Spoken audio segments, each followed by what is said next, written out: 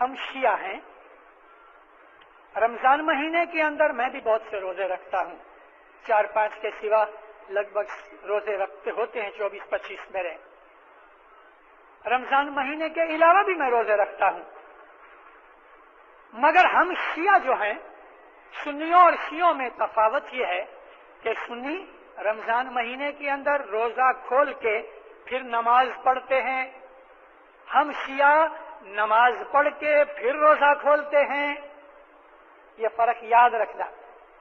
मैं एक जगह गया था, जमात का नाम नहीं देता, शुक्रवारी बीच थी और चांद रात की मजलिस जमात के साथ होती है।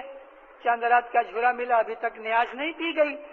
चांद रात के मुखी ने अनाउंस करा दिया, अला मेरे शुक्रवारी बीच का रोजा खोल सकते हो झूरे के साथ। खैर मुखी के ऊपर उसका भार, आखी जमात का वजन वो मुखी के ऊपर। मुखी ने बेसमझी में एक हुक्म कर दिया। जब मजलिस पूरी हो गई फिर मैंने मुखी साहब को कहा, मैंने बोला कौन सी अथॉरिटी से आपने ये रोजा आखी जमात का खुलवा दिया? मुखी चुप हो गया। मुझे बोला नहीं हो सकता। मैं बोला नहीं हो सकता।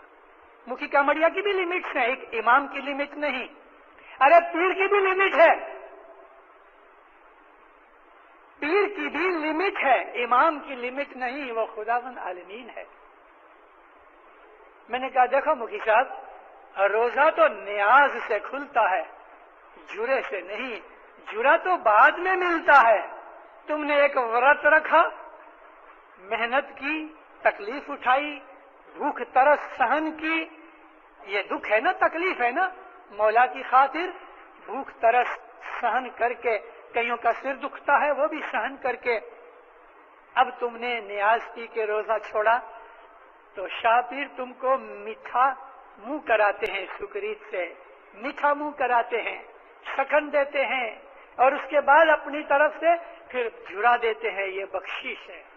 झुरा ये है, हजर इमाम खाना खावे उसके अंदर से जो बचे उसको हम झुरा कहते हैं।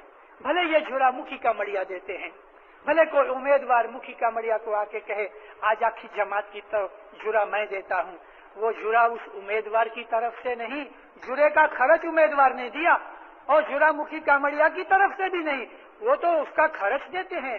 झुरा तो शाह की तरफ से है, मौला की तरफ से।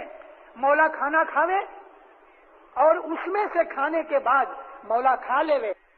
हाँ किया, आज परोड़िए की बात है, इधर पड़ा था वो पैकेट, मालूम नहीं कौन रख गया।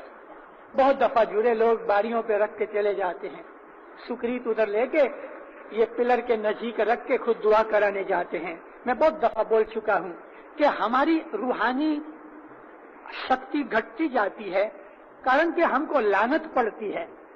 हम जो इमाम के घर की बेअदबियां करते हैं उससे हमको लानत पड़ती है, फिटकार पड़ती है और हमको पता नहीं लगता।